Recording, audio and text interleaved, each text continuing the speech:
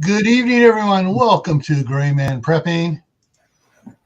It's time for Survival Saturday, and today's topic, whatever, is Saws for Thriving in TEOTWAWKI. And I got a special guest up here with me. I got Lee from Cold War Prepper. Oh, I need to get a cap. Look at my hair. It's gone wild. Okay. I'm trying to not go off the rails here right off the bat. But you said, I'm going wild. What popped in my mind? All those stupid ads I see for Girls Gone Wild, Oh, yeah. He's going wild with the girls.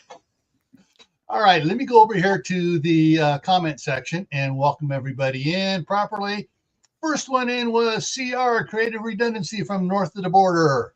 Then we have Daniel Berry, Sports Highlights. Then we have Kaylin Strain, Walt Rogers, Phelan Clan Wolf. Oh, and Kate. I froze. Kaylin got her Mary's Heirloom seed packet in the snail mail today. Woohoo! And any of you preppers out there aren't ordering seeds, shame on you. I think I've said it enough. All righty, and let's see. And we got B. Hendricks in here. Got Mark from Mad Chick Acres. And we got Aussie Life over on your channel coming in, Lee. That's Maggie. Yep. And we have Holly Ivans coming in on your side as well. Yep. The Celtic Grandma on your side. Mm-hmm. Utah Mike on your side. And everyone that is, Lewis, it's the Marshmallow Man is here. And Mark's double dipping. He's also in here with Chef Tech. All right. And Cats and Prepping is coming in from your side. Ray McCoy's in there on your side. Rachel Knight is lurking. And everybody's talking back and forth, saying hi to each other. Now, some of you on my side, you can't see the ones that I said were coming on his side because he's streaming live. He's duplicating it to his chat and vice versa. Those that didn't see those names I was calling off, they're over on Gray Man Prepping side because we're going live to both channels.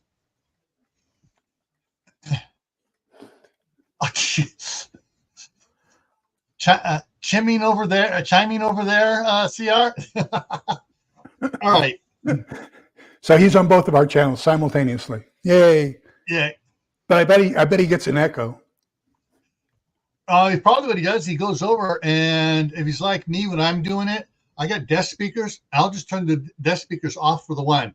That way the volume stays up, and YouTube thinks I'm listening to it. Oh. Got to be smarter than the AI.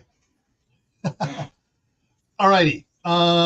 So for those of you that don't know what TEOTWAWKI is, let me pull it over here. TEOTWAWKI is the end of the world as we know it. And back in the 70s, a bunch of us survivalists, as that's what we were called back then, prepper wasn't even a term yet, got together, some big name authors and stuff, and we got together, snail mail to everybody, and we came up, basically we set up 4 classifications. One is our emergencies. Oh, my house is on fire, auto accident, stuff like that. Then there's life-altering events. Oh, the area just got hit by a tornado, a hurricane. These are short-term things that affect local geographic regions only. SHTF is one where the federal government is down, and it's going to take 5 years before recovery begins. Mm-hmm. So the federal government's not down. It's not SHTF. It's a life-altering event. And TEOTWAWKI is it's going to take 20 years plus for recovery to begin. I mean, that's like you got have an asteroid impact on the other side of the world, or the I'm being yelled at. Just 1 second. Yeah. Or one of the other major thing. You have the real zombie apocalypse outbreak worldwide and type stuff. But anyway, so Yeah, so I get tired of everybody saying, "Oh, this is an SHT event and for this hurricane." No, it's not. It's a life-altering event. So, anyways, I'm just want to get some classifications out there for people on both sides to get up with it. And KP Heathen just came in on your side. Yep, I saw that. Welcome to all those people. So Lee suggested this. Oh, it's been about 2 months when I added it to the list on my schedule here of topics, and this is a very good topic for a SHT event, or more likely for a TEOTWAWKI event, a long-term event. And this is where, or some people like to say, "Oh, you mean a world without the rule of law?" Well, a world without the rule of law is going to last about 5 minutes, because local people are going to band together and set up laws in their local area. Yeah. So anyways, so let's get into this. And I have some ideas. I know Lee's going to have some ideas. So let me bring up the slideshow here of stuff I came up with. And of course, if you look at the background there, there's some really nice saws there.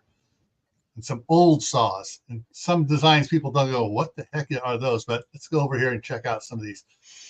All right, so you got the top two. You have a crosscut saw and a rip saw.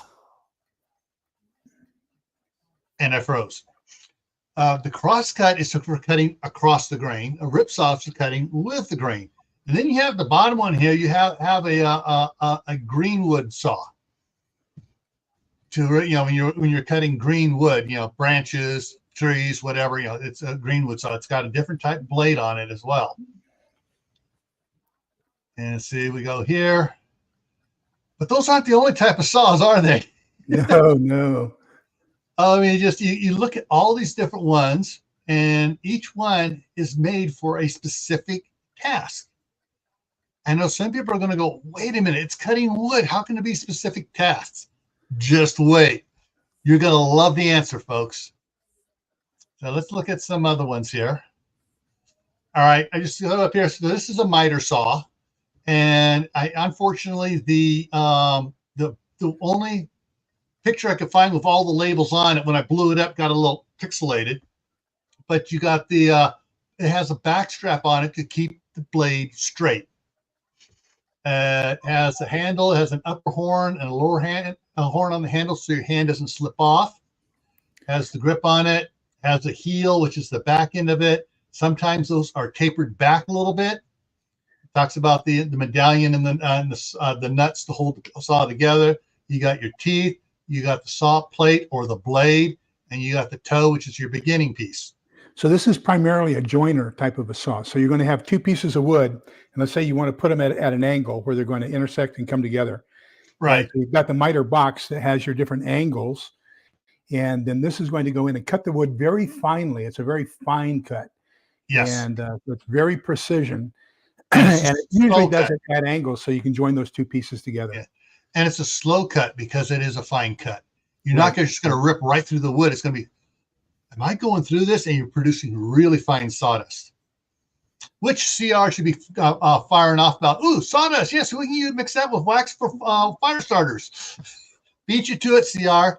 All right. Hill Summit Homestead just came in on your side. And Butch, Australia. And Butch Graves just came in from Four Corners. All right. So let's go to the next slide here. This is probably going to be one of the most useful type saws in a TEOTWAWKI or major SHTF situation. Because in both those, there's probably, if the government's down, that means most fuel production's down, and you're not going to have gas to run your chainsaws, folks. So hold on this one for just a second. Mm-hmm. What I would like everybody to take attention to, this is a two-man saw. And it's designed to cut in both directions. Most saws only cut in one direction. Mm-hmm. So if you take a look at the depth of those teeth and the spacing of those teeth, when I don't know if you're going to get into it later, but a crosscut saw and a rip saw have different teeth designs. That's what really makes them different. Mm-hmm. For example, on a rip saw, what you're doing is you've got the blade, okay, and you've got this, it kind of curves a little bit. So you're sharpening the very tip of the blade so that it's kind of like a chisel drawing in. So that's going to be what you're going to use to cut down with the grain of the wood. On the other hand, when you have a crosscut saw, you've got all those in line, but you're going to alternate sharpening it. So it's kind of like a knife. So each blade, if you look at it from the top, you'd swear that the teeth are offset, that they go different directions, but it's not. It's an optical illusion, because what they've done is they've sharpened that knife edge at a different angle every other blade. Exactly. This one is a combination of both. Yeah. And that's why you see some of these big gaps in there, is because it's a very good both direction saw, because as both men pull, they're pulling the weight on that to get it to cut. Yeah. And with those, the bigger gaps in there, those big old gaps, that's an error, because usually they're cutting stuff big, like 2-3 times the size of what they're working on. As it goes through, it builds up a lot of sawdust, and that's what that thing for, is to clear that sawdust out. So they're actually making clean cuts, to gather it up and move it out. Here's a one-man version, and like it has multiple different type teeth here on it, and big gaps and stuff to be able to go through and take the sawdust out and cut both directions, save time and energy. Little Lone Prepper is in the house on your side. All righty, and let's see. So we got 20 people in here watching so far. Don't forget to hit the thumbs up on whichever channel you're in there on to help them out. All right. Now we're getting into some specialized saws. These type saws here, they're big. They got a rounded back on them, and the flat front stuff. That big round back is to help keep them straight when they're cutting. So you don't wind up cutting a board, because they're splitting basically they're splitting a beam by cutting it. And that way you don't have it go wobbling back and forth as you go through it. And sometimes what they'll do is they will clamp 2 boards on the side of it, stick out past the end of the block there where they're starting, to line it up first, so that once they get inside, then they unclamp those, take those away, because now the board they've cut is now their line, and they just keep right on going. And let's see here, and here's a different version of that, and this is this is what they're using to making the. Does that look like it has a bowed back? It has a curved back, and it's barnwood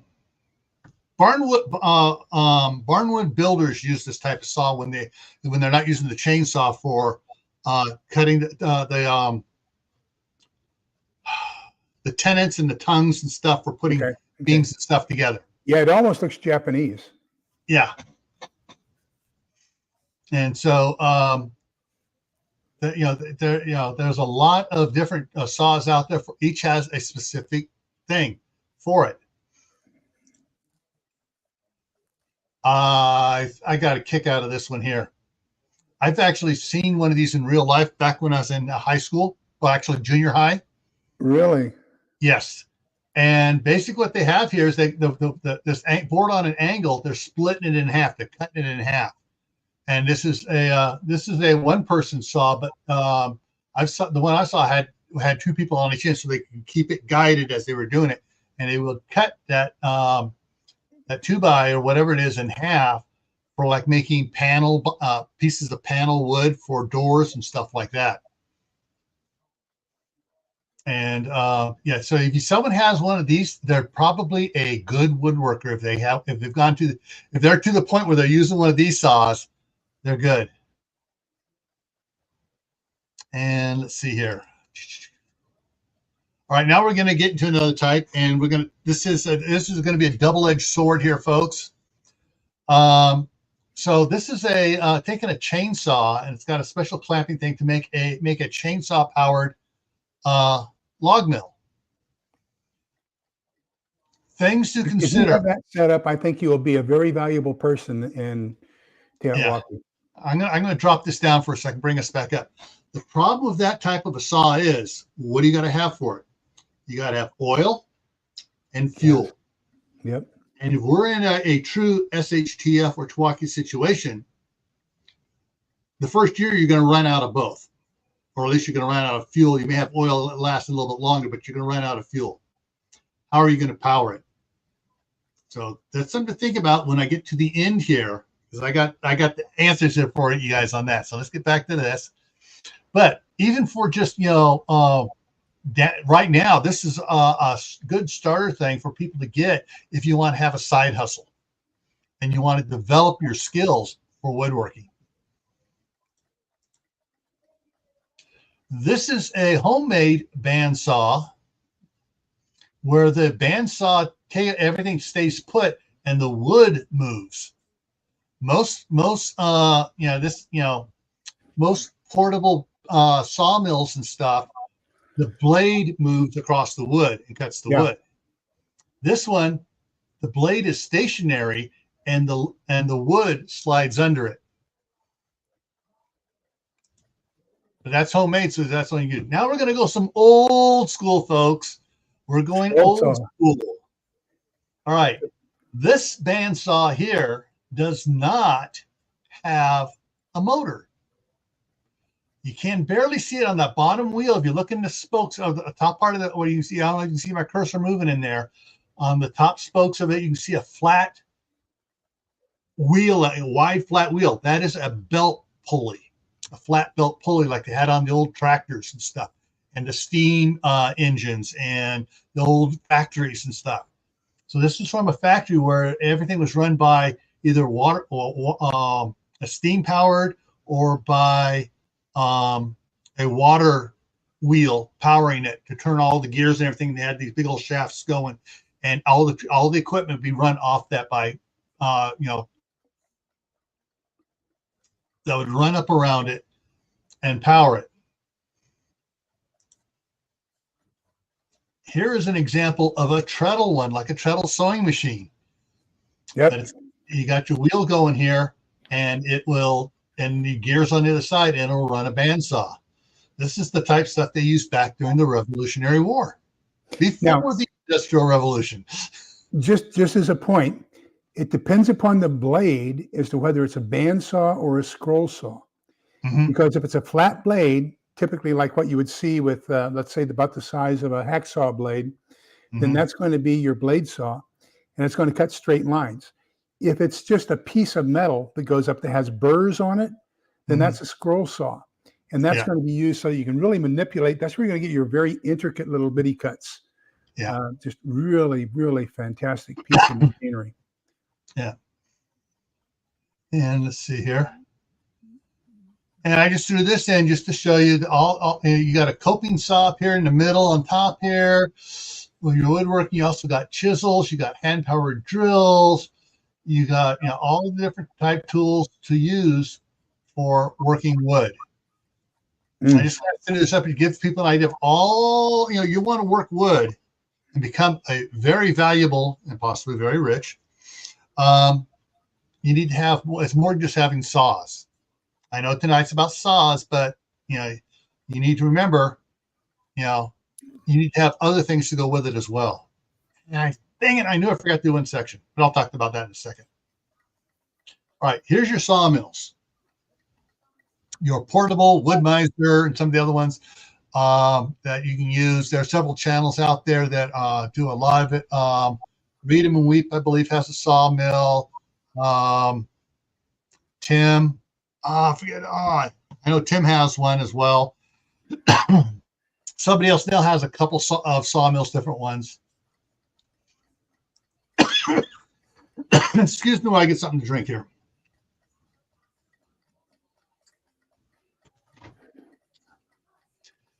Now, like I mentioned before, the problem with anything motorized is the fuel. If you run out of fuel and you don't do it. However, what's interesting about this, and this kind of shows it really good here. See all this sawdust and pieces of debris down here on the ground under the sawmill and all around there? That's fuel. You can build what they used to do in World War II. They had, because there was such a rationing of fuel and stuff, farmers made gasifiers for their tractors, their pickups, their trucks, and everything else. And they turned wood chips and stuff into vapors and ran the motors on it. So here's a piece of trivia that I don't think most people understand. There is a kind of charcoal called Kingsford charcoal. And that was actually what happened was they took all the sawdust from the Ford Motor Vehicle Factory and put it together, compressed it, and then turned it into charcoal. So if you take a look at it, it's King's Ford. So it was the Ford Motor Company that actually made all that charcoal. Yeah. And that was just the sawdust from their wood mill. Yeah. Because back, the Model A's, Model T's, the dash was wood, a lot of wood in those old cars. Okay. Now, let me go back. I think that's I got more. Okay. Before I go to the more, we go back one to this one here. So on this one, you see that nice Kohler type engine up there. So if you had a gasifier, you could run, a hose from the gasifier up to that and power that. Now, the other thing is, it's not going to work too good on this because it's the saw moves and not the wood. The old sawmills, the saw was stationary and the wood would come in, the logs would come in and go through it, and it was powered by pulley system off the river. Yeah, yeah. And so if you're planning on doing something like this and you have a sawmill like this, a Wood-Mizer or DHS or whatever heck they are, what's that other one? This other one was a Timber King, and there's several other ones. No, it's a BHS. BHS was one I saw. You need to start thinking now of options for later, when there is no fuel and you still want to be able to make lumber, and making lumber be everybody's hero.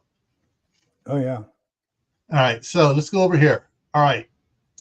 There's a little tool I have similar to this. I'm going to show another version of it. But everybody knows what a sawzall is, right? Or a reciprocating saw. So a saw, it looks like a little machine gun. The blade goes and use these type blades on. Well, if there's no power and you have one of these nice little handy dandy tools, you can still use all those blades that are out there that no one's going to be able to, most people are like, oh, my reciprocating, all these blades are junk, I can't use them, or they're putting vice grips on them, trying to use vice grips to cut with. Here's a Milwaukee version. Now, if you notice the lower picture, that knife is actually, that blade is folds up like a knife. The one I have is a quick disconnect for changing blades on it, and I can't find it anywhere anymore. I bought that thing. Oh, geez. Now this one here, is this a tile saw? No, this is a Milwaukee Sawzall blade. This is a thin curved blade. The blade you see on the top here is actually kind of crinkled like a hacksaw is. Yeah, that's why I thought it was a tile saw. But you can put any Sawzall blade or reciprocating blade in these. Okay. It just, you just release it, pull it out, put a different type blade in. So you can go back to any of these blades and lock into these.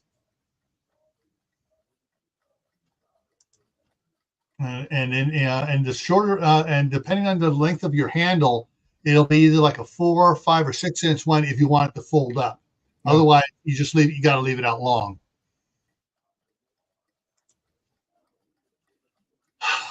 All right, here's another part. Hey, Northern Girl Hobbies.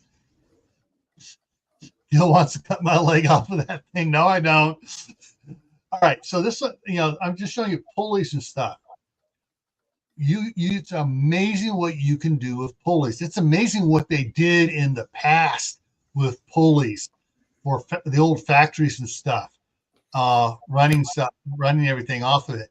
And if you have a sawmill or something, or band saws, or the drill presses that have the flat belt pulley system on it, you can convert to run off of other type of pulleys and stuff. And you know, all right, you have a bunch of kids, you have a bunch of bicycles hooked up to run it, and they're pedaling away, running your bandsaw, So back in the Cuban Missile Crisis, when my next door neighbor built his fallout shelter, we had a stationary bicycle, and we used pulleys, of course, and that is what actually powered the pump that sucked the air in through the filter into the shelter. And so we didn't have electrical pumps back then for the air, because we figured there wouldn't be any electricity. So you had to either have a hand crank or you had to have a bicycle, but you needed these things in order to get the power from your legs or hands over to the air pump. Yeah. And even if you were to make a homemade wind turbine to turn like slowly, like a sail turbine, you're going to need to transfer stuff around. And so having the pulleys and stuff is one. Now, these V-belt pulleys, I've actually seen some old timers take rope and cut it to a length so it overlapped, and then braided it back together. Mm-hmm. And then put it on there, and then use the tensioner on it to cinch that rope up tight to make the pulleys work. Yep. So there are a lot of things to ways and stuff. And hang on, let me think here. I gotta go pull up a picture here in a minute. Remind me to pull up a factory picture. Just tell me to pull up the factory picture here. Let me write it down.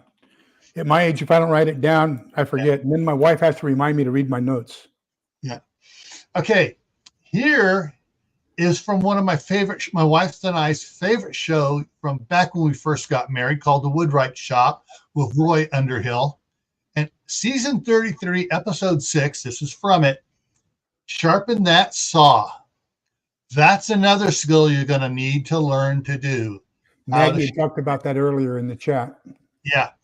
And here she has a little device that goes on there and for the angles, for the different angles and stuff. And she has it looks like she's using a triangle file. It's got 3 sides to it, so you use it, you turn it, and you keep on, but you can get to sharpen the saw. So I think this is a really good picture, Gil. If you take a look at that first full one, we can see that first full tooth off to the right. That's got a big piece, and then it kind of wise at the very top. So that looks like that's going to be your chisels that are going to be used for a rip saw. And then the next 2 blades after that, if you take a look at them, look at how they are cut. As far as it looks like a dagger or a knife blade. One's pointing one direction, the other's pointing the other direction. So that tells me this is a bi-directional, multi-purpose saw that's probably used in a sawmill for almost anything they need to do, whether it be ripping or for cross-cutting. Actually, this one here, they took the handles off of it. This is a 2-man saw. Okay. If you look down at the far end down there, you got to have a big screen like I do. But down at the far end there, you can see the holes in the steel for the handle that goes on down there and clamps up down at the far end. But so people, you want to know about woodworking, saws and stuff like that, you go back and you can actually buy the different seasons and stuff. Sometimes some local PBSs will be replaying the Woodwright Shop. Excellent. I mean, I don't think I ever saw him use a power tool ever. Everything was hand done in the Woodwright Shop. And let's see. Okay, so that's the end of that. Let me pop down here. Go ahead and close that down. And I'm going to bring up the factory. I'm going to erase it then. Steam powered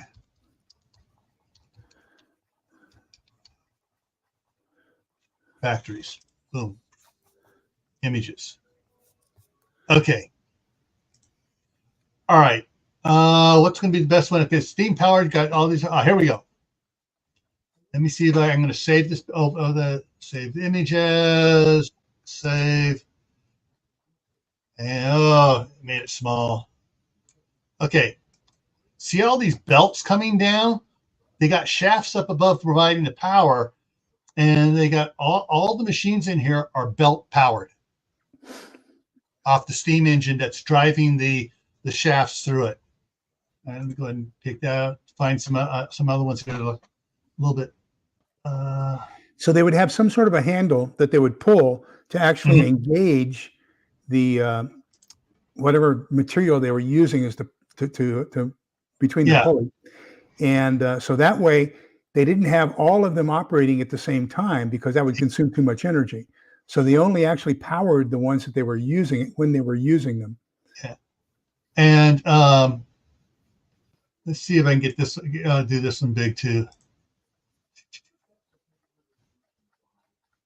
All right, you can see all these belts here and stuff. Now you notice all these belts have a twist in it because it comes over the top of the one, twist goes under the bottom one and stuff. That takes a lot of the flapping out of the belts as they're running. It's one of the things they learn.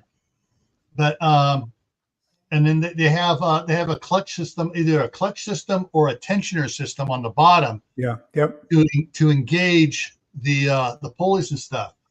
And you got, if you look in the back of all those belts, all there, and so they're using stuff. And when an individual person stops, he just releases it and he does whatever he has to change out and do something new. I have seen, I can't, they're not coming up right now. Usually they would come up, would be the, all right, so this one here is a textile factory one. So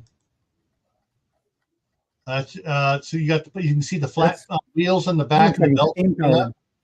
So this is the engine powering the factory. And they got all these belts in the background and stuff running off as they go through all the gear ratios and stuff for it. I didn't want that one.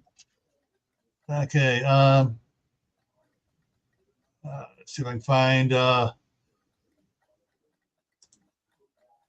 can see, and this one is actually looking at the roof, the ceiling. Yeah, I'm looking up at all the. You can see the shafts going down there. Everything.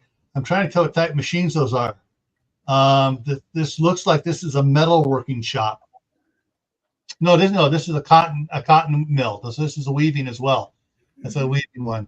But let me try here. Woodworking factories and see if we can get some special ones in here. Yeah, steam powered sawmill. So I don't know if you can see, there's a little so they have the big, huge flat pulleys, and they got the big belts there. He's putting a small belt on, but he's got a big wide belt on the side over there. Yeah. Here's what like a drill press here, and this tan belt on the top is what powers the drill press. Wow. And then you got all the different things for doing it, and there's a lot of different saws and stuff powered by belt power. So thank you, Northern Girl Hobbies. Appreciate that. Yeah, so this is one of those things here. Oh, there's a good one. Look, you see it on. Let me see if I can make this one big. I'm gonna save images. Big. All right, I'm gonna zoom it in a little bit more over on the far side. So this is. See the flat pulleys over here? Mm-hmm. The belts running. So these are step pulleys, and so they can change the speed by just like a bicycle, like a 10-speed bicycle, by moving the chain, or they're moving the pulleys around. I mean the belts around on the pulleys. So, and they would have two, one for the speed of the saw, and if you'll notice, that was a stationary saw and movable lumber. So Yeah. then they have another mechanism that's going to pull that piece of lumber through on those pulleys or on those rollers through the entire assembly. So you could adjust both the speed of the saw and the speed the lumber was going through the saw. Yeah. And so if they're cutting softwood, they could go a little bit faster. Yeah. They're cutting hardwood like oak or something, it's going a lot slower.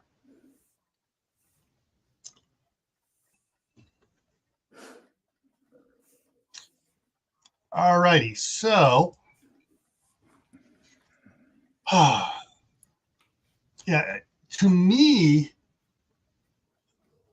for me and my wife and us, we're not going to be doing the big tree stuff. We're going to work mainly like cabinet working, because that's what the tools we have already.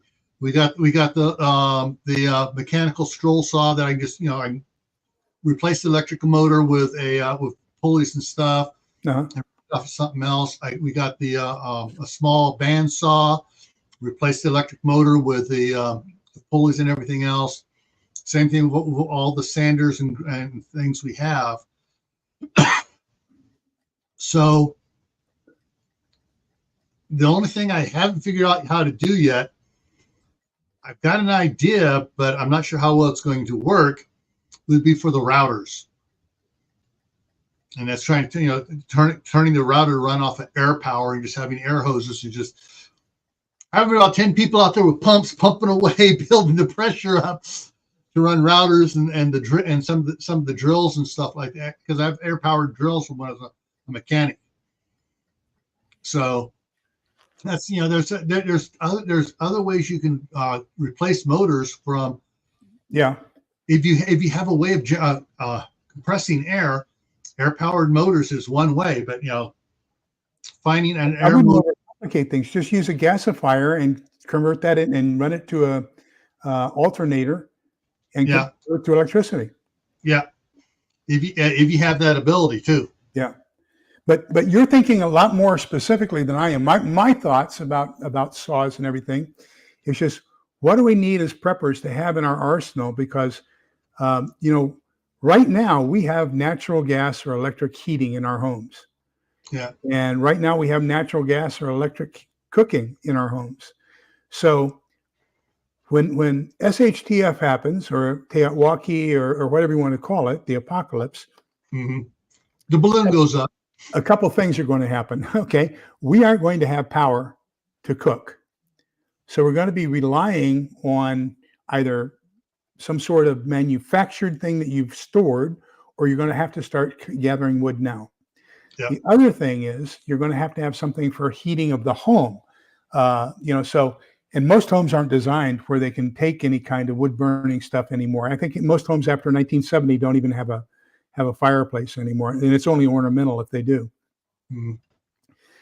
So the idea of having what kind of a saw is ideal for a prepper to have. And I'm going to go back to what Gil started off with.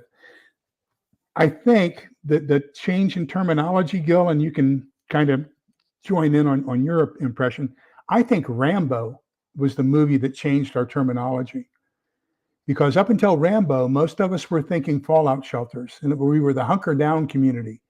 Yeah. And then Rambo kind of took us out into the wilderness and the go out and survive on your own out in the whatevers. And so the survivalist became the guy who goes out into the woods and is in the bushcrafting. Whereas rather than the one, the survivalist before that was the homesteader. Right. So that kind of changed the entire genre and the name of what we called ourselves back starting with that movie. But anyhow, so the question becomes one of, what kind of saw should you have? Because you're going to, and something that most people don't think about right now is you don't want to burn green wood. I can guarantee you don't want to burn green wood. So it takes a minimum of 6 months to dry and cure wood in order for you to be able to safely use it as a heat source, whether for cooking or for shelter warmth. And so you need to start thinking now, how am I going to cut the wood? So number one, the vast majority of the time that you're going to be cutting wood, you're going to be cutting branches, you're going to be cutting trees, you're going to be cutting something, and you're going to need a crosscut saw for that. So you want to look for one that's specifically a crosscut saw. Now, a pruning saw is going to do the exact same thing as a crosscut. Yeah. Because they're designed to cut against the branch. Okay. Yeah. horizontal to And the some pruning saws are designed to cut both directions too. Yeah. Some are designed to cut both directions. Some of them aren't. So your pruning saws out to see what type you have. Absolutely, because a lot of them are pull only, and then as Gil said, some of them are push pulls. Yeah. So it just depends upon the direction, and so I think that's. I would love to get into the woodworking capabilities and after SHTF and be able to build stuff, but for me, my number one concern is how am I going to heat my house and how am I going to cook my beans? Well, more important than that, how am I going to boil my coffee? Yeah, this bottom saw is the type of saw you want to get. Absolutely, and it's basically a pruning saw. It's a mini saw of those other ones, the big ones, because it's made to cut both directions. It's got spaces in it for what it is. Let's go on here to none of these some of these are cross cut, but they're single direction. There's your you don't have to have a big one like this one, but if you have a lot of trees on your land or near your land, that might be something you might want to think about and see if it's actual will work for you or not. That's the thing. Don't just go out and buy something. Do the research on it. Figure out, all right, is this something we want to invest in? And if you have a wood burning stove already, it might be something to look at. This is probably more of the type saw absolutely that you probably want to get something like this. And stay right there for a minute, Gil, because I think this is really important to take a look at. Me personally, okay, this is just Lee talking, so you don't have to take it as being a hard and fast rule. Given a choice between that tool on the left that he's currently using and the tool that's embedded in the wood on the right, the hatchet, I would rather have a saw than a hatchet. Mm-hmm. Because to me, I'm going to be far more efficient in cutting logs down into burnable material with a saw than I am with a hatchet. Yeah. However, once you get it cut into the lengths that you want, you're going to need a hatchet, an axe, and something to split it. So that's where the value of the hatchet or the axe or the awl comes in. Yeah, and try the ads. One of the things like I have over the years, I've picked up a couple splitting mauls. And then I got 8, 16, and 20-pound sludge hammers to drive those splitting mauls to split wood as well. Uh-huh.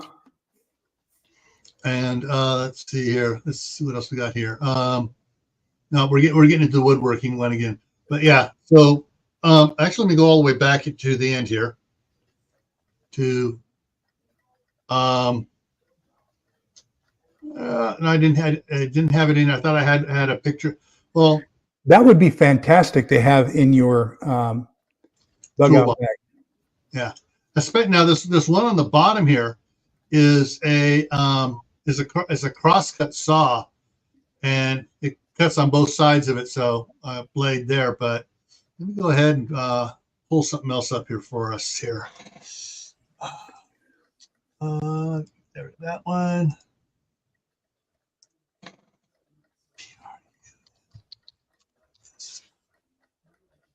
All right. Oh, creative redundancy is back into puns again tonight. All right. Where is it? I would like all. All right. CR, you're in timeout for 2 minutes. That was a double bad one. CR. All right.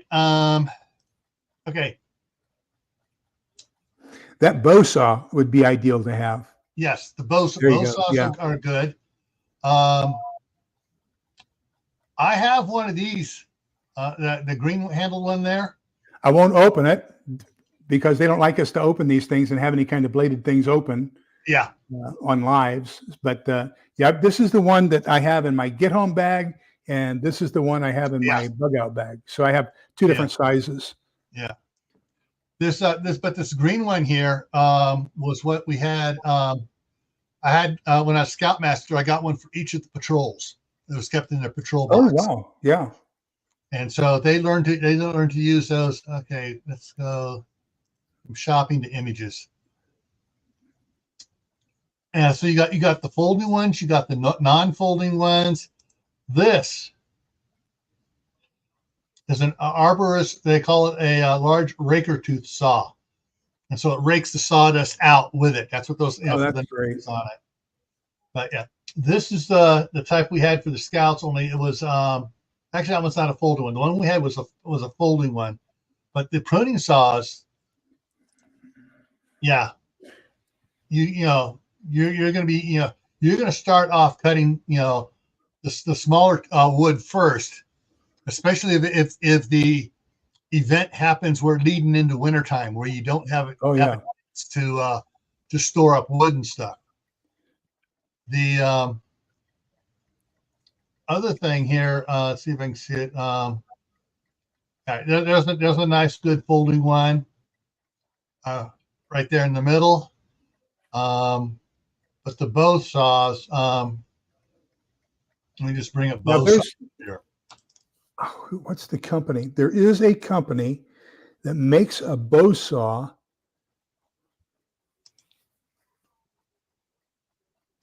Yeah. That is multifunctional. I mean, it has 2 or 3 different purposes of that bow saw. All right. That one right there. Yeah. So with these, there are different blades you can put on there. Yeah. So you can go from the raker both way cutting saw. You can go on and put something a little bit finer. You can get down to basically almost like a hacksaw blade for it, I believe. Yeah. So you can cut metal. You can cut plastic. You can cut wood. You can do all sorts of cool things. And here's your old school saws, but these things here. If you get the good one, it'll take multiple blades, and that works for doing multiple jobs and stuff on it. Now, if you start stockpiling blades and you don't have the saw itself yet, hey, yeah, people made it. That's how they made it before. This is the original, was a wooden bow saw. The first one of those they found was at a Viking ship building site in Norway. Mm-hmm. Yeah.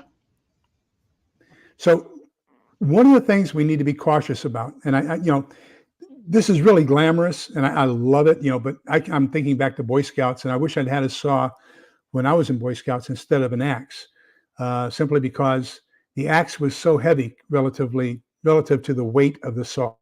Yeah. Now if you can do a saw and a hatchet, that's great. And you're going to be able, I think you'll do a good time.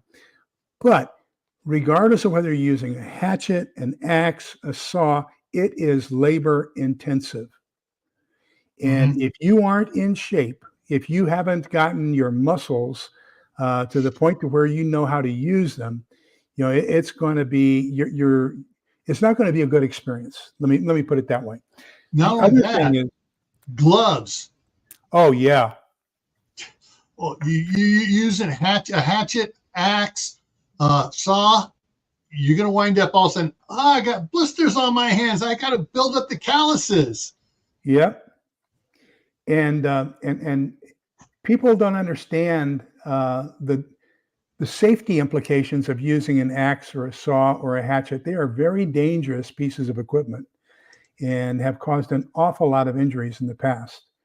And you've got to have to make sure you understand how to use them. And that's one thing I thank the Boy Scouts for. They were very, very good at teaching safety as far as wood processing.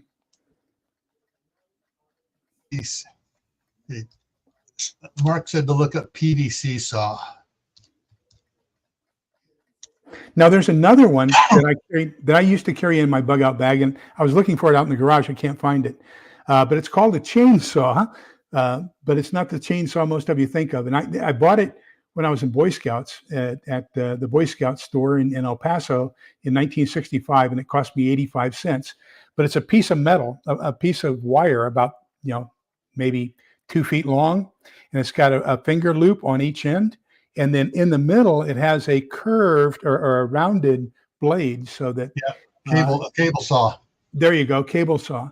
And so what you're doing is you're pulling on it, and you use it you can use it to saw. What is the price on that one, Gil? Okay, I was looking to see they had a bigger picture of it. This is one from Ace Hardware is $12. Okay, I paid 85 cents for that in 1966, 65, 66. I paid ridiculously low too for the one I got at Harbor Freight, 80, 90, about 91. But yeah, it might work good. It worked good on PVC, but anything else, it didn't work at all. Yeah. Yeah. So Mark said, look at PVC saw, but as you can see, there's a bunch of different saw blades for PVC as well. Yeah. Now, one of the things I have seen on some of the old saws. You tell Mike, thank you for being polite about that, not using the other descriptive words that were floating through my mind. Well, it's kind of similar to a point of sale, a POS. Yeah. One of the some of the big saws I've seen, they actually so you had the blade where you had the big gap, and it came down, and it had the wide tooth with the V cut in it, and then 2 skinny teeth. I've seen where the skinny teeth were actually cantered a hair. They were actually cantered out of line. The reason why is because if you're cutting a tree and you take a cut out of it, the wood naturally tries to fill the gap. It just kind of stretches, So basically, they cut wider than what the back of the blade was, so they could get through the tree without it binding up on it. Hey, Devil Dog Prepper. So one of the things I think Gil brings up a good point. Another thing you need to take a look at when you're looking for your saw, especially for a survival situation, is the thickness of the blade. So the thicker the blade, the more difficult it is to get it through the wood. But it also, you need that stability for the size of the object. You want bigger, thicker blades when you're going for bigger, thicker wood. And you need to check every saw can handle every piece of wood. Yeah, and that's the thing. On the thicker saws, or the thicker metal saws and stuff, if they have the teeth set right, some of the teeth will be cantered a little bit. So you wind up you have what, this tooth's going this side, this one's going that way, this one's made to cut this way, this one's made to cut that way, this one's made to cut this way that way, this one's offset to cut the other way. So you got like 6 or 8 different things of the teeth, and all those teeth are different to do a different part of the cut to keep it from binding on the saw and to go. I'm sorry, I just saw Mark's comment there. It's not on your side. It's on the StreamYard. You'll see it. You just got a Biden ad. Oh, really? Yes, it's that time for the ads to pop up again. Thank you very much, StreamYard. Phylloxerus brought up a good point, and that is to get some chaps. So when I was chopping wood at Dale Wrestler, or was it Scott White? Anyhow, Cloudcroft, New Mexico, we had a Boy Scout camp, and I was there for summer camp, and I was cutting some wood, and so for some reason when I hit the wood, the axe bounced instead of cutting, and when it bounced, it came up, and at the same time, I noticed that there was a porcupine real close by, and so I tried to avoid the porcupine, and by doing so, I fell on top of the porcupine. And but anyhow, beware, your axe can bounce. It doesn't always cut. It can bounce. And you just got to be aware of that. And so Phylloxerus' idea of having chaps is a very good idea. And there are your different types of chaps. And then there are some that I don't see them here. They actually have around for the on the shin part of it, sort of like a shin guard, a catcher's or for like kind a of like catcher. soccer's. It's kind of like soccer's shin guards. Yeah. So who was it here? Somebody just broke a. Devil Dog Pepper says he just broke his Fisker 10-inch folding saw for the first time. Did a great job, but man, it's a lot of work. I don't think we take it for granted, and we think that it's going to be easy. A lot of this stuff that we're talking about doing in a post-apocalyptic world, and it's not. So I tell people on my channel, if you're thinking about you need 24 decks of cards and 15 different types of board games because you aren't going to have much to do and you're going to be bored, you really don't understand what it's going to be like. We are going to be working our tails off during the daytime. Water collection, cooking, getting firewood, tending the garden, tending your flock, tending your animals. And then when you get back in at the evening, you're gonna eat dinner and you're gonna go to sleep because you're gonna be dead tired. There aren't going to be any late night card games. I can guarantee you that. Yeah, I'm trying to find something here that shows it. But with your axe blades, there are several different types of axe blades. Yeah,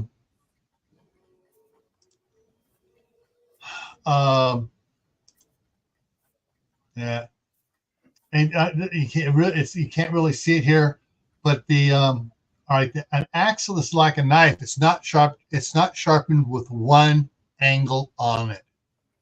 It's sharpened with multiple angles. So when you go to sharpen your knife, you taper it down at one set of degrees. I can't remember off the top of my head, but the final one is a little bit more to make it. It's a little bit to make it so it doesn't dole out really quick.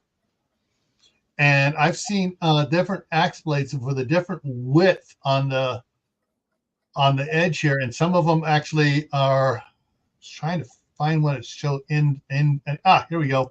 There we go. In views. Look at the one in the middle. See how it's tapered here in the middle? And this one here is just wide all the way down.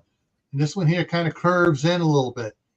But the first two here, you can see it's got two different angles on it up here.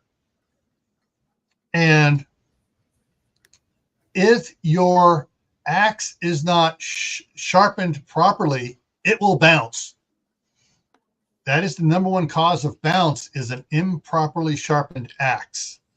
And the number one cause of a saw bind is an improperly sharpened saw. Mm-hmm. Yeah, you need to have splitting wedges with it as well, too. Yeah.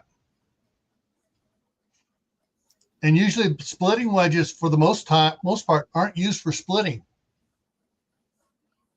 They're used to help if you're using a saw and you're cutting through the tree. They drive splitting wedges in the back to spread the cut so it doesn't bind, and also to direct the fall, depending on where they put the wedge on the tree. Yep.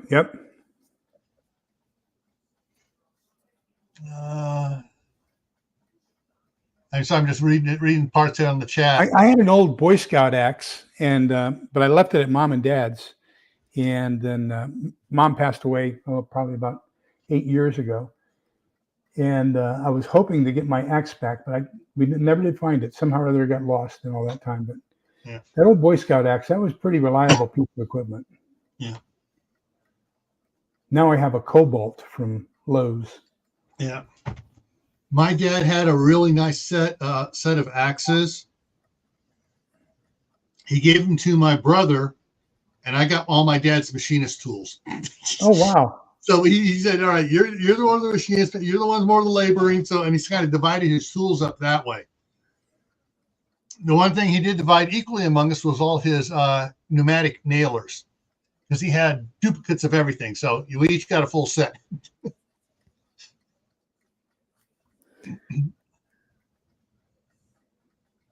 Yeah. So going back for the basics of wood survival, probably one of the first things, if you're really planning on it and knowing you're going to have wood to heat your house,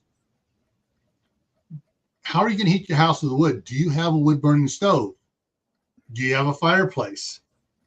How much wood do you go through to heat the house with the stove or with the fireplace?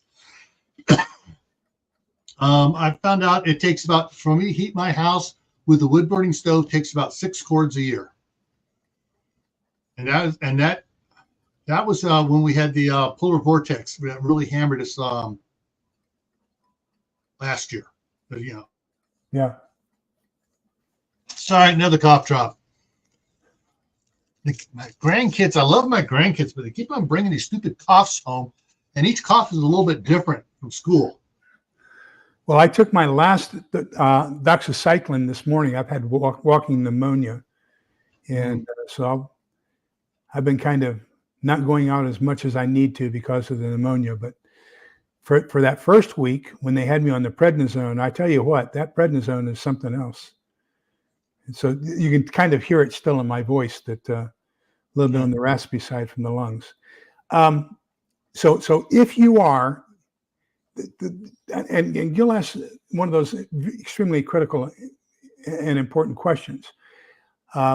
Find an area, maybe a back porch, that you can use tarps or whatever, tenting or something like that to set off, and then find yourself a good wood stove with a good chimney. And you don't want to do this inside your home. You want to make sure you have enough ventilation where you don't get any carbon monoxide or you don't get any smoke or anything else. And then you're going to be using a wood stove on your back porch or front porch or whatever the case is. Mm-hmm.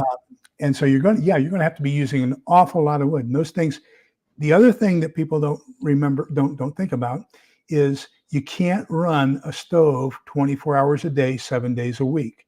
At some point, it's going to get so full of ash that you don't have any heating capability. So you're going to have to, and each stove is different and each heating system is different, but you're going to have to find out what the maximum capacity for that is. And you're going to have to clean it out on a regular basis. You're also, depending upon how well aged your wood is that you're burning, you may have to sweep your chimney. Number one cause of fires is because you have the accumulation of gasified wood up inside your chimney. And as it heats up, it combusts. So you're going to have to make sure you keep all that out of your chimney. So when we start talking about using wood for heating and cooking in a post-apocalyptic environment and processing it, there's an awful lot to it. It's not just going to be, I'm going to go cut some wood and start a fire. Yeah, that's the thing. So you want ideas on how to store it? Google firewood storage ideas. That's what comes up. Yeah. Now, I noticed that several of these different ones have the wood, like from this one up here, this one here, it's off the ground. This one here, it's off the ground. This one here, it's off the ground. This one here is off the ground. This one here is off the ground. Can you guys see the theme of what I'm hitting right now? Are you picking up what I'm putting down? All right, you need to get it up off the ground, because firewood sitting on the ground invites several things. It draws moisture from the ground, and the bottom firewood, gets moisture and it starts rotting. It brings more insects and bugs and stuff up into it because it's on the ground. So you want to pick it up off the ground. And there is one more thing. When you go outside to get the wood for your stove, wear gloves. Mm-hmm. Because for some reason, wood piles are a natural habitat that just attracts diamondbacks and copperheads like you would not believe. Black widow spiders, brown recluses, depending on what area, what part of the country you live in, they attract spiders. Sometimes it's all daddy long legs. That I don't mind, because daddy long legs' mouth doesn't open up big enough to bite a person. But the other thing is, now I'm going to hammer on all of these here. All these ones here is like, oh, it starts raining. What are you going to have? Well, this one here has a little bit of protection, but you got these slats on the side. You're going to get water into it. The water's going to hit the wood one way or another on some of these. This one's a little bit better because it's up against the building, the brick building on the backside, and the roof is sloped away from it. So it's going to get less chance of getting wet. And you could put some canvas or plastic tarps on that to protect the front as well. And this one here is protected on all sides, but the front opening here. But yeah, you hang a tarp in front of it. Because the wind changes direction, and the wind and snow blow every which way but loose.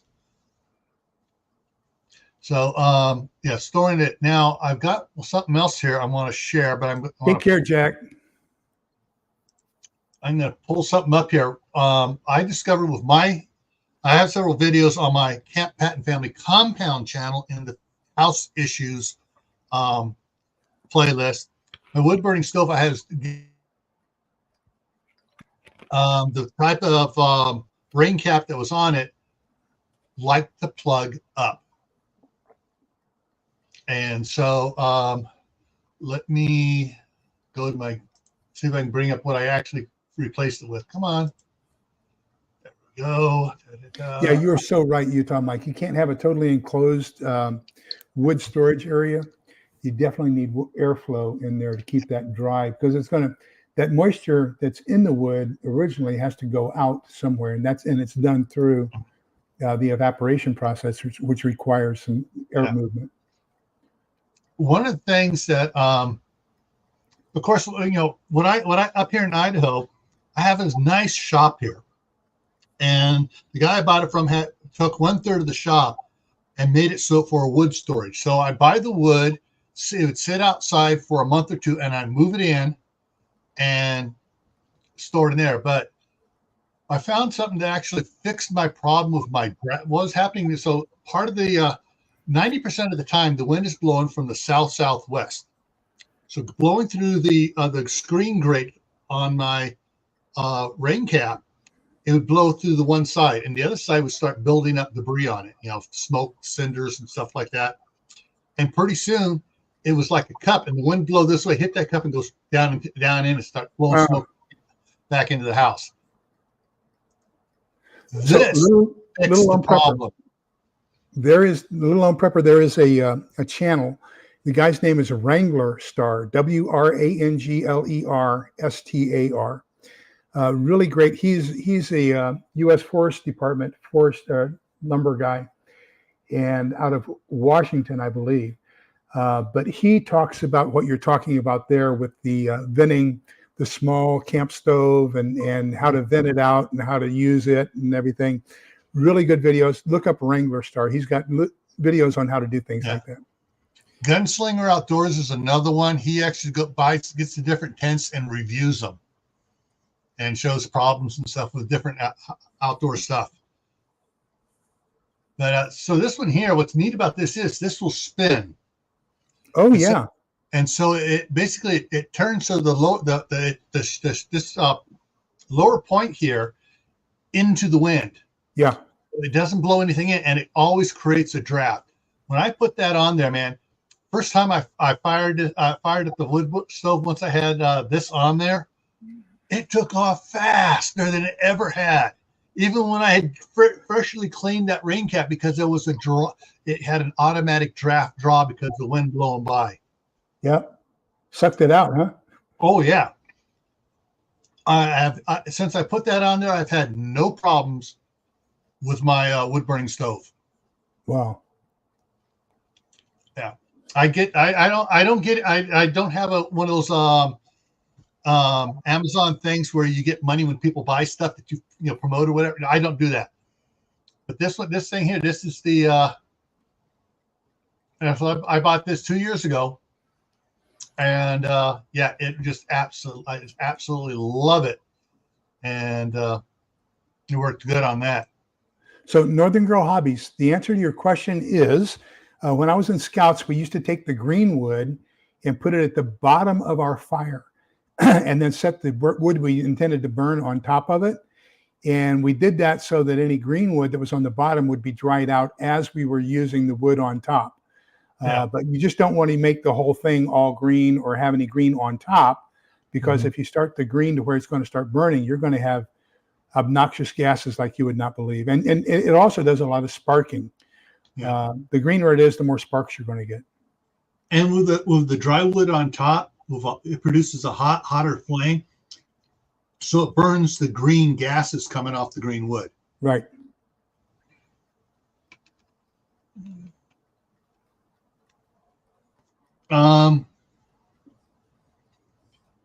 If you have, and this gets into a whole nother issue. I mean, we can go on for another hour just on this next part.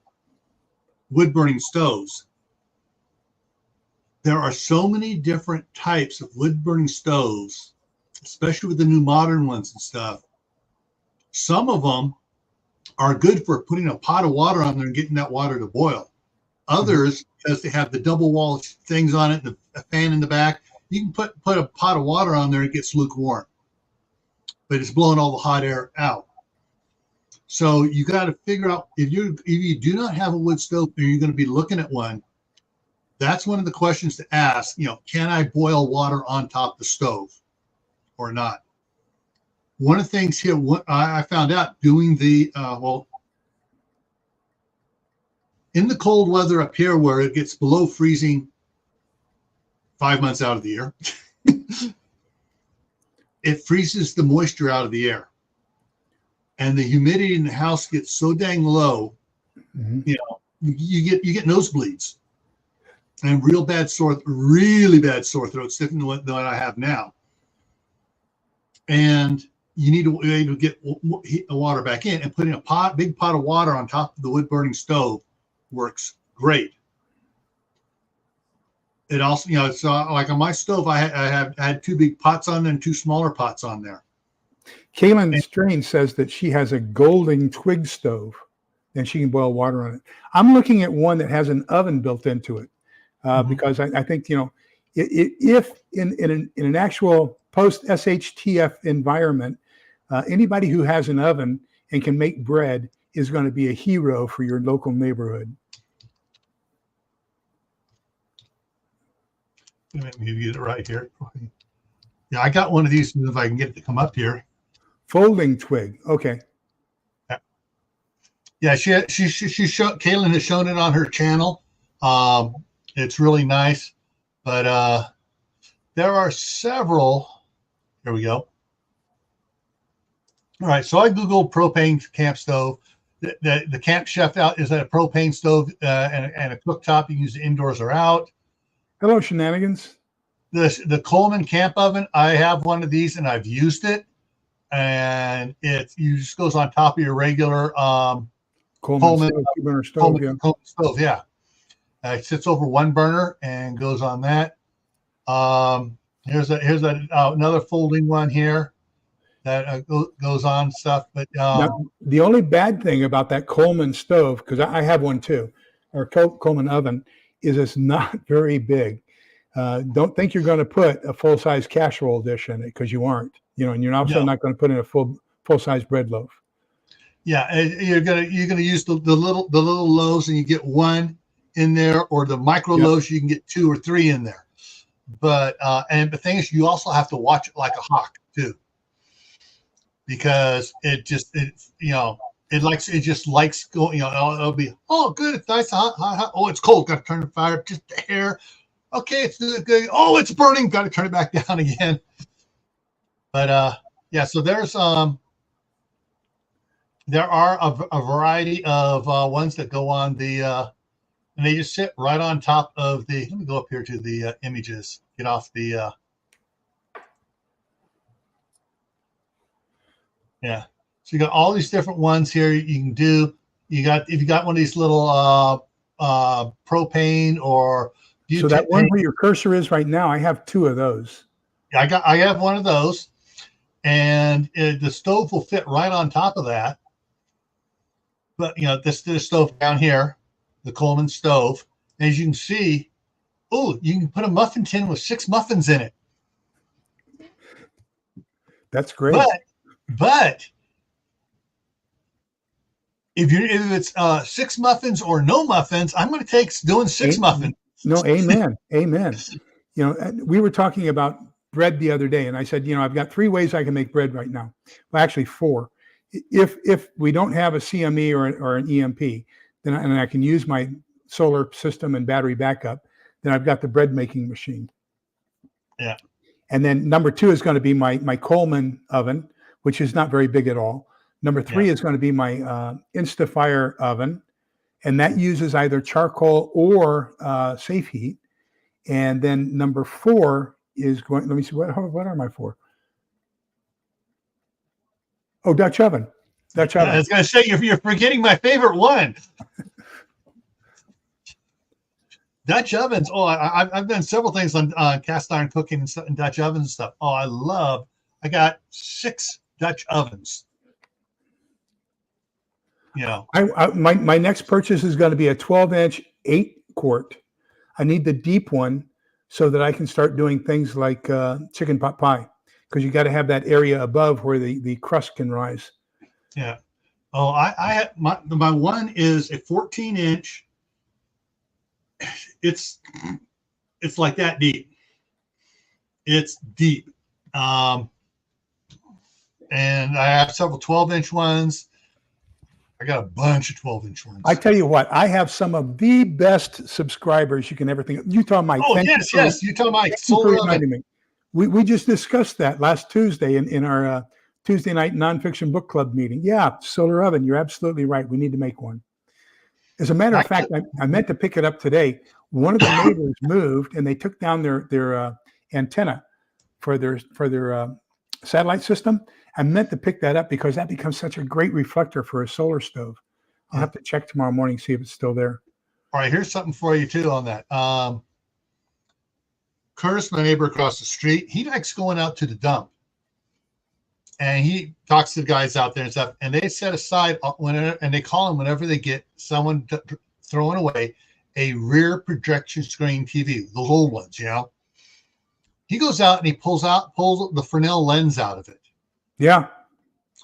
You want to talk about something that can heat something up really quick? You can be dead of winter, and so just as long as snow's not falling on it, you can put a Dutch oven out there on some bricks, put the Fresnel lens in front of it, and next thing you know, that Dutch oven's at 350 degrees.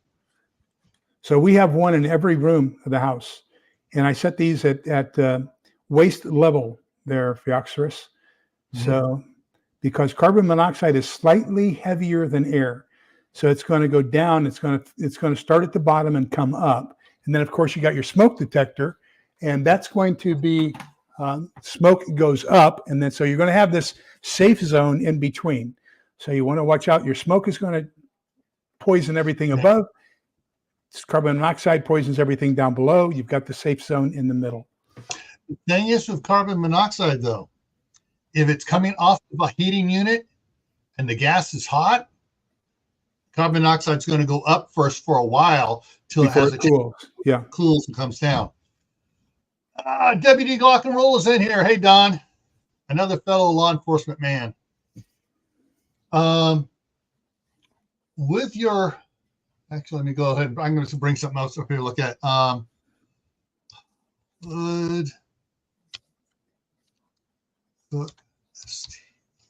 See if I got the right one here. No, the answer to that, Creative. See, that's a good question. Certainly, the heat from the sun plays a part in it, as does evaporation. So, clear visqueen plastic over the pile of wood gets it cooking. It'll heat it up and dry it out quick. You know, that was a way we used to cheat up in the mountains. In my junior and senior year, I lived in a town called Fredonia, Arizona, and we'd go up and get wood. And we would, you know, once we had the wood piled up there, before we stacked, we just loose piled it out of the back of the truck. We'd put clear visqueen plastic over it, not all the way from one side to one side, but just on where the sun would go. On that side, the other side would be open to vent out, and it would dry it out fairly quick. All right. Wood stoves. There are all sorts of wood stoves. There are ones that have, you know, small thing, you know, multi things. One's made so you can cook on them. I just Googled cook stoves, and this one here, you can cook on the top of it, and you can heat the house with it. Old-fashioned, simple one, cast iron box stove. Fire in the front, and you cook on top. It has some of them have the removable. This one doesn't, but some have the removable plates on it. So you take that plate off, put the cast iron skillet right down on it, and it gets direct fire from it on there. There we go. Like this. See how it has the removable? The one in the back has 1, 2, 3 different rings you can remove. And they're different sizes. Different size pots and stuff. Or you can take out all the ones in the back, the one in the front, and the joiner in the middle, and put like a big roasting pan on there. That's kind of a small version of what Cowboy Kent Rollins has, his Bertha. Yeah. And so there are, and there's another view of it to take those off. And with this one here, you can take, it looks like you can take every single thing off and open the huge thing up there if you happen to have one of those massive bathtub type pans to put on there. But there's all sorts of ones. You said, well, I don't need a big one. I don't have a big space on it. Well, I'm going to throw another one here at you. This is what we heated our house with in I spelled that wrong. In Fredonia, Arizona. Like this one here. It's a little bit different, but basically, I had more of a flat square top on. Let's see if I can find a square top one. This is the ones that we were able to get, and they were still selling the last time I looked. Hang it. Wrong one. Amazon. That's just square top. No, that's not the one I wanted on it. Basically, it had multiple multiple things on top. It had 2 round. It was kind of rectangular. He had 2 of the round lids on it, and this joiner thing in the middle. And it would we'd load it, and then on the bottom of all these here, let me go back to one of the other ones I showed. Like where the vent is here, you also just lift that off, and you have a shaker over on the side. It's kind of hard to see it, but it shows it there. You shake it, and all the ash would go into the bottom. So we kept that going 24/7, and we just shake it, take the bottom off, go in there, scoop out the ash where it had fallen down all the way in the bottom, and put the grate back on, and go. But this is a small area, but because it's a small stove, you had to feed it constantly at night. We'd get the big knots of the firewood that were really hard wood and stuff. We'd save those and put those in at night before we go to bed. That way there'd still be coals and stuff in the morning. So, but there are all sorts of different wood burning stoves to look at. You do your research. And don't take a month of research. Look at it over several months worth, checking out the different ones and stuff. Stray Kitten and Phioxerus are having a good discussion. And so one of the things I tell people, I put out a newsletter to our neighborhood here during Ice-Mageddon 1 and 2. And I told them, create a micro environment. So don't try to heat your whole house. Heat one room. And if you can create a micro environment, if you think back, that's exactly what they did with the canopy beds during the Middle Ages, was you had this thing you were keeping your body heat was keeping warm, and it had, the curtains around it and the canopy on top. So you're containing it into a micro environment, and you're only heating up a very small area. That's exactly what you want to do for heating in a very cold area. The second thing is the Native Americans would start a fire and do their cooking, and they would put large stones by the fire so that they heated up the stones. They would kind of create a small hole in the ground that they were going to sleep on eventually. And then before they went to bed in the winter, they would take the rocks that had been heated by the fire, put those in the ground, and then cover it with dirt, and then put their sleeping mat and blankets on top of it, so that way they were sleeping on top of basically warm rocks. And so that's another thing you can do, is you can heat rocks or something like that outside.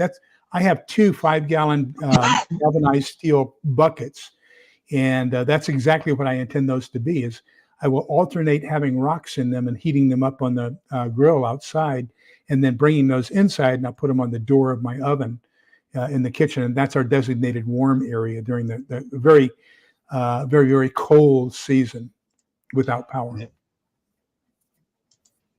Okay, let me get up here. All right. So one of the things I've done with mine, if I can get this up here right, for my wood burning stove, come on, I want on the right picture to start with. I've done videos on this and stuff. I got these would actually attach to the stovepipe. Yes. I got 3 of those on my stove. All right. I got 3 of those on the stovepipe.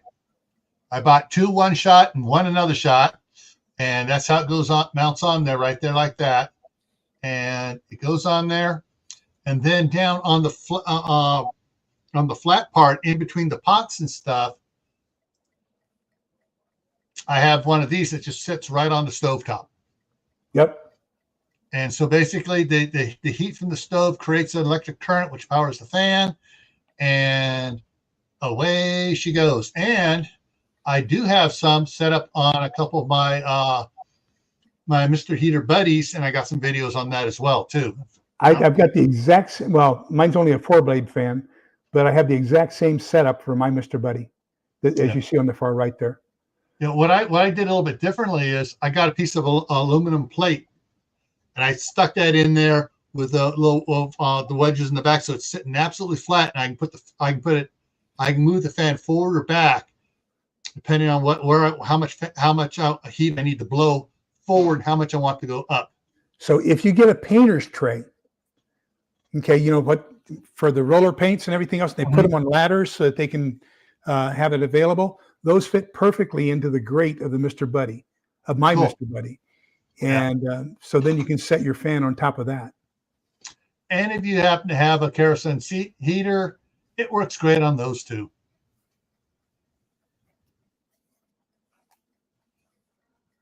Yeah, actually, let me see here. Just give me a second here. I'm going to try to bring something up here.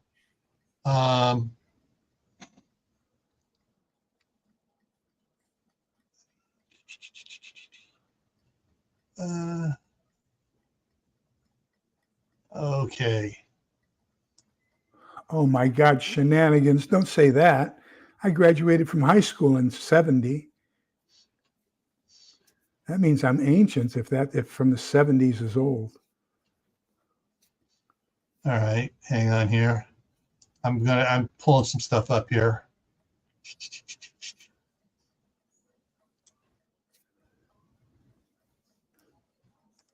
Yeah, so the folding camp saws, Kaylin, in my opinion, that's going to be ideal for the situation that we're in. Then, you know, pruning, or same thing, a pruning saw is basically a camp saw that doesn't fold. So yeah, that's, I think you're on the right track. I think you'll be very happy with that. Just do me a favor. If you get a folding saw, make sure it has a lock so that it stays locked open. Yes. That hurts when it if you get one of those cheap ones and it closes up on you. Oh man, it's just, yeah. It just ruins your friggin' day. Shoot, I can't find that video. I can't remember what the name of that video was. Oh well, but I did bring up the other one. So like there I'm installing on my wood burning stove. I got down below, actually make it big so you guys see it better. I got 2 of the little ones that sit on down below, and I'm installing the first 2 of the ones up above. So what do you keep in the pots, Gil? Water. Oh, because it gets so dry. Yeah. I'll fill those pots up 3 times a day. In Germany, they have those radiator heaters. Mm-hmm. And so in the barracks, we had those radiator heaters, and that really dehumidified the room like you would not believe. So we had these little plastic trays that hung on the humidifier, on the heater, that would basically do the same thing, and it would add humidity into the room. But those things, if you didn't sanitize them and clean them once a week, you know, you could really have some green stuff growing in them. Yeah. One of the things that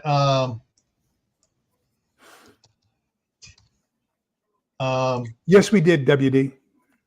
All right. Oh, here we go. What I ordered from Amazon was these plates, 3-inch by 6-inch, eighth inch thick steel plates, and that's what I put through the grate and just set my heat, those little fans right on it. Okay. And so I got a 6-pack, so I got extra. But yeah, so that's what I used on that's what I was trying to find, showing that use of, because the one video I put it in there, put the fan on it, started it, and while I'm talking, all of a sudden the fan starts blowing. But yeah, so there's a bunch of quote non-electrical ways to move the air in your house. Now, did you have to kind of show it the direction you wanted it to? Sometimes it would stick, and it wouldn't just go at all. I have to just bump it. Usually, though, we go. Mine tried to go backwards a couple of times. I had to show it the direction I wanted the air to go.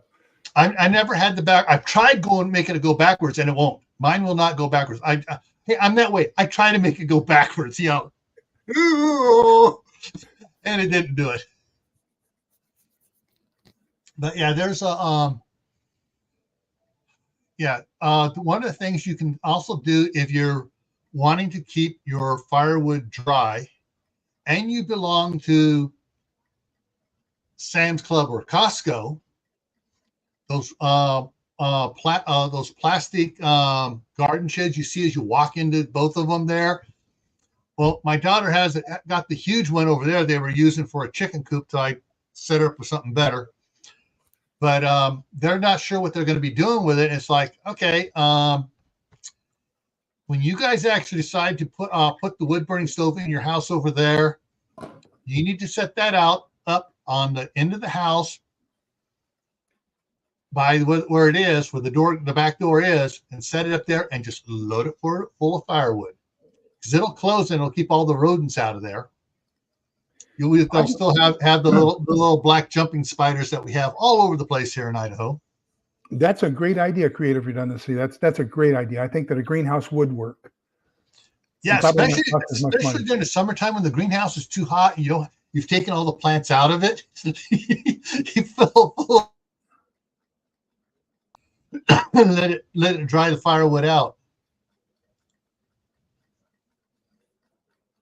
Oh, the radiator heaters. Interesting thing. Someone said their high school my junior high had the steam heaters and stuff, and they had they all had that little valve on them, the overpressure valve. Uh-huh. And whenever it started getting dry in the room, the teacher would pick 2 or 3 of the boys to go over there with a ruler, and she goes, push, and she'd count off. So all right, that's enough.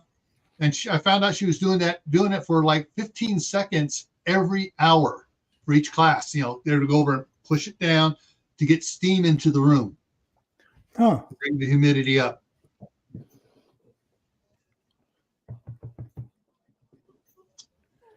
Come here.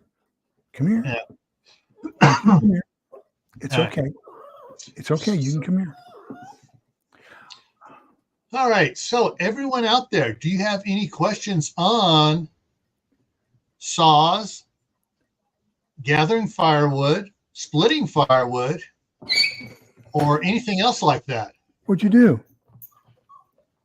Cats are misbehaving, or dogs are misbehaving. Yeah, Kaylin has a cat. So who else was it? Al Chaff has a cat on his. He's talking to the pup. Yeah. We Yeah, she came over here, wants my attention, but now that I'm starting to show her attention, she's going to run off. Yeah. She tried to wash her face. She was licking her paw, and then she got up and to wash her face or to clean her face, and she scratched herself, and that's the yelp you heard. Yeah. So she thinks I did it to her, so she's going to run off. Yeah. All right. I'll get you the oldest one. Just 1 second, shenanigans. All right. the one of the things also to consider when you're getting your firewood, sometimes you can get hold of tree services that are just disposing it. They'll cut down a tree and they're giving away the wood. So you stock up on wood now for free. Sometimes you have a large garden area, you need wood chips in there. They'll dump the wood chips, and in the pile they'll have a bunch of the pieces of wood that they cut up. You tell me you'll take it all, and then you'll have wood stored up. And even if you don't have a wood burning stove or something right out there for using that, you can, if you have firewood and someone else has a chimney or wood burning stove, you can barter with them. It's like, hey, I got well seasoned wood. Can we come over for a couple hours and warm up? So this is Isabella. This is my daughter's. She got her when she was a sophomore in college back in 2008 or 2009. So she's 15 years old, long hair. She weighs all of 4 pounds. Is that a Chihuahua or a Papillon? That's a 15-year-old Chihuahua. Chihuahua. Now this Chihuahua over here, the other two are jealous. They get jealous when I pick her up. We inherited her when my daughter had her baby. And so Izzy kind of got jealous that there was a human baby. And so we inherited Izzy because my daughter had to give up either the baby or the Chihuahua, and she, gave us the Chihuahua instead of the baby. Shanae. Cool. You got the wood. Oak wood is next. Absolutely great.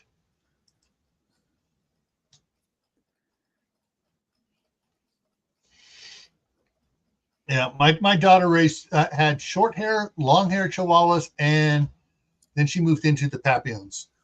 Yeah, the other two are short hairs. That one's a long hair. All right. Let's see. Yeah. This house originally, when it was it's a manufactured house, had a wood burning stove that vented out the side of the house. And they built a chimney on it and stuff, and that was built as a part of the house being brought in and set up. Brandon, the guy I bought it from, took all that down, and when I got a new better wood burning stove, and ran it through the roof, and then had the whole roof redone. Removed all the skylights off the roof because they were baking everybody in the summer, and but 5, 6, 7 years ago, there used to be a channel. It was called Tiny House Prepper. I haven't seen them in quite a while. They changed they moved from New York down south, and they changed their name. I think it's Live Free. Anyhow, when they were Tiny House Preppers, they installed a wood burning stove in their travel trailer. They were living in a travel trailer up in New York, and really good series. He is a construction. He owned a construction company, and but he showed the entire process of converting over the heating system in a travel trailer to a indoor wood burning stove system. Yeah, they're now known as Live Simple, Live Free. There you go. Yeah, former Tiny House Prepper, and let's see the last video they put out was yesterday. Oh, really? Yep. You've been unsubscribed from them. The AI has struck again. Yeah. See, there they are. Live simple, live free. And John and Elizabeth. Yep. And it says, formerly Tiny House Prepper right there. Yep. So,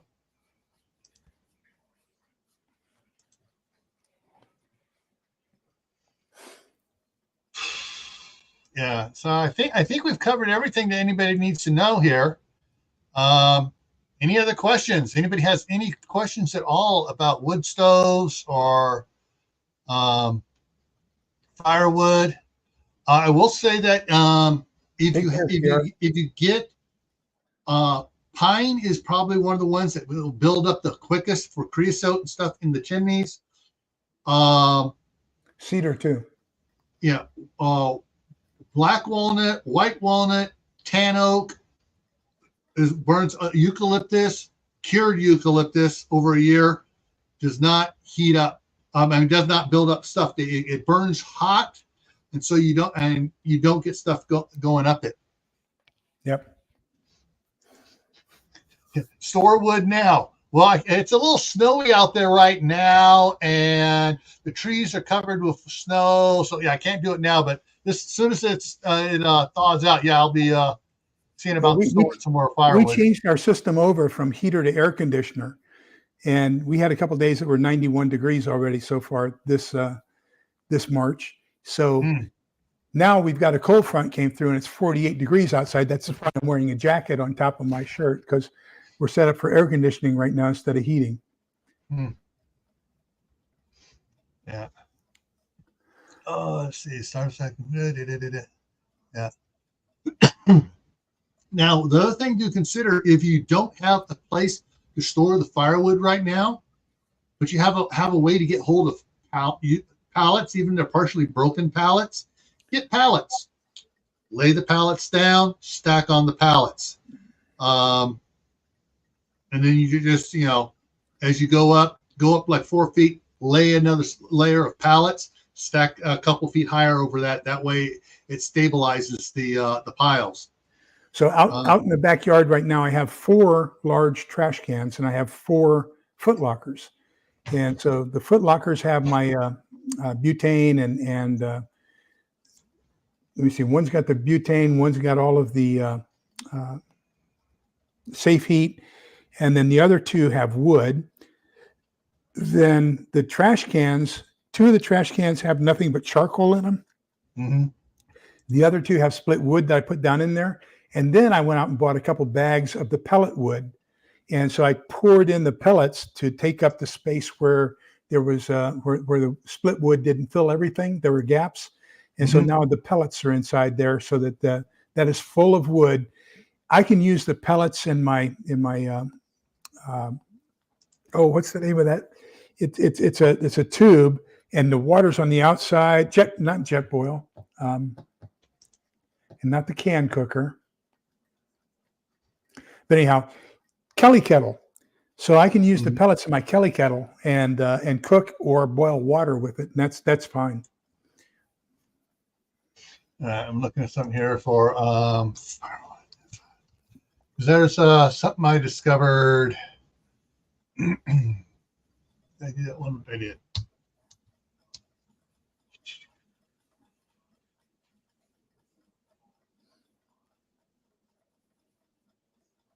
See if I can bring it up here. Is this the one? Yeah, no, that's not the one. Close to it, but not quite. Firewood. Now, if you have one of the things, I'm a big proponent of using IBC totes for stuff. And so so I will tell you that all of my trash cans, I lined them first with contractor trash bags. And so that way it's easy for you to also, because charcoal and wood and everything, it'll fall apart and come down. You can pull the trash bag out and recover that and still use it. So that's all good. All right. Okay. All right. So one of the things I discovered, and kind of bring it up here to show it to you guys. There we go. The IBC totes, some of them, before I turned them into planter beds, it's like, and I got out to the point where the wood had been out there almost too long. I needed to get it into the shop. I just took the pallet jack out there with the IBC totes, filled it full of firewood, and wheeled it into the shop. And come on, moving the other ones in. I have it going actually into the shop here.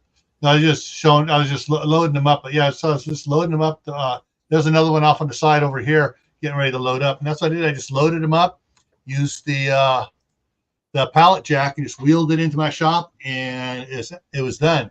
And some people, you know, so some of them would go, well, how am I supposed to move around? I don't have any, I've got gravel and stuff. Simple. Put your IBC totes where you want to put them at, wheelbarrow over and just dump it, just start tossing it in there.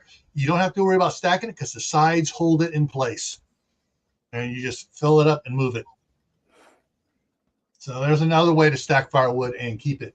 If you got a way to pick up IBC totes, and you can use those for it. Okay, and let's see, do they use?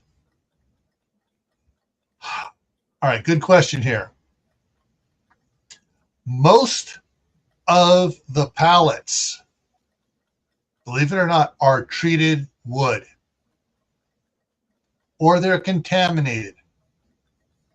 Anthony at Pimento Prepared did a video on it showing a bunch of them, because pallets get used over and over in the industry, and you never know what was on that. And he showed some, you could see the stains on it where they had some sort of chemical on there and it leaked onto the pallet, oil or whatever. Some of the pallets are treated, and a lot of them are treated to prevent them from being water damaged and stuff, and to extend their life. That's the problem with pallets. Some other ones, like if you get the ones that the cement came in on, they don't bother treating them because they don't last that long anyways. You know, all the pallets, those pallets last about 4 or 5 trips before they get damaged by Home Depot or Lowe's or somebody, you know, the guys in the forklift, smashing them around and stuff. And whoa, thank you, Dioris. Dioris gave me a super sticker. Woo, woo, woo. And yeah, there are a lot of ways to. I mean, you know, well, you have to find out what ones were used where. Now, some of the ones that are used in the food industry are treated with certain chemicals that are, quote, food safe.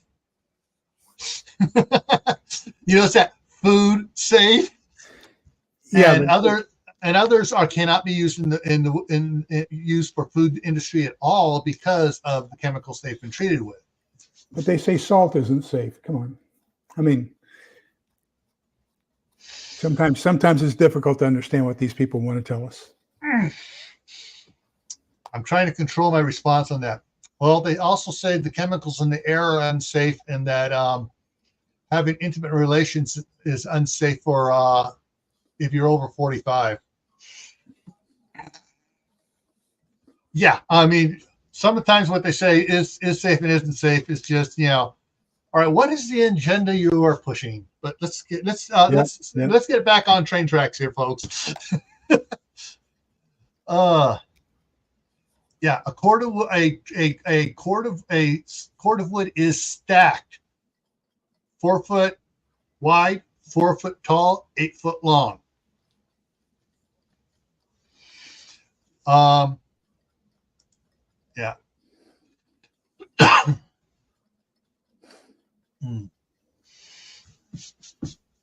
Oh boy.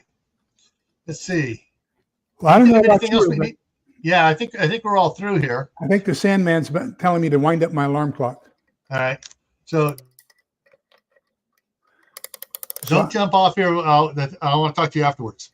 Okay. All right, folks. When is the next time you're going, Lee? When is the next time you're going live? Oh gosh, Monday night. Monday night we do Introduction to Government, U.S. Civics at 8 o'clock. Tuesday night we have the nonfiction book club, and we're talking about. We're going to be doing the 4th group on this one, food storage for preppers. Okay. So we're doing 4 projects a week. This is designed to be a 1 year. Do 1 project a week for 1 year. Okay. So we're doing that in 13 weeks instead of 52 weeks. We're doing 4 projects each week. So those are my next 2. All right. And the times you quoted are Central or Eastern? Tuesday at 8 p.m. Central. 8 p.m. Central. And don't forget to spring ahead 1 hour tonight when you go to bed. Yeah. I think the entire country ought to say, No, we're not changing the time. Well, there's actually a bill in Congress to To go do the other away way. with savings time. Yeah. No, to go the other way around. To go permanent daylight savings time. Well, we won't be changing. Whatever they're going Yeah. to do, they want to keep it where it's going to be Yeah. consistent.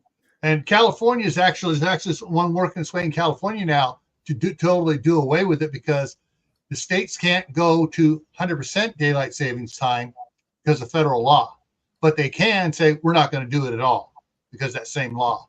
Well, Arizona doesn't change. I know that. Yeah, and neither does Hawaii. Hawaii's off of it now. Anyways, okay, so you got two coming up, 8 p.m. Central or 9 p.m. Eastern.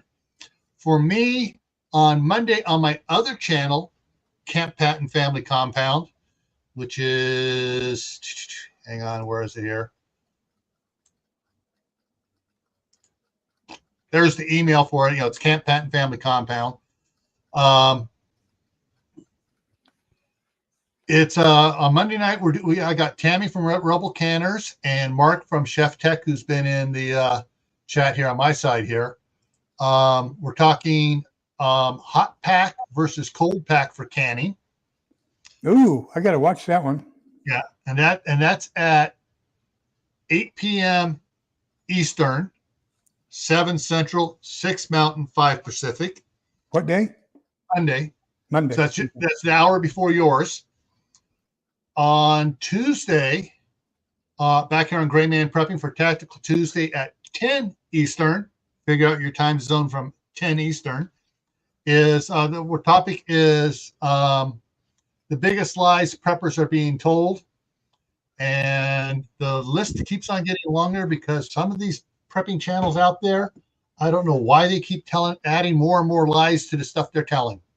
But they're telling more lies that new preppers are being told. Thursday night is the midnight ride here on Gray Man Prepping, and that kicks off at midnight London time. 9 o'clock. 9 o'clock time. 9 o'clock Eastern, 8 Central, 7 Mountain, etc. Friday on Camp Patton Family Compound, the midnight ride. I forgot what Friday's topic is. Give me a second, bring up my schedule. Friday is, it's the Ides of March, and I'm going to talk about certain historical events throughout time that has changed things, including focusing though mainly with things that have changed America by what happened in the military. And some of them are absolutely hilarious. And then next Saturday, the topic is cooking with no power, no LP, no natural gas, and the firewood is wet. So that's going to be an interesting one for next Saturday. So. And anything else you want to let them know? No, that takes care of everything. Thank you for a great talk tonight. All right. So everyone, as always, stay happy no matter what life throws at you. Stay safe. Don't go out and do anything foolish. Keep adding to your preps. Water, food, medicine, clothing. Learn a new skill. Learn one new skill a month. And if you can, grill something indoors. All right. See y'all later. Bye, everybody.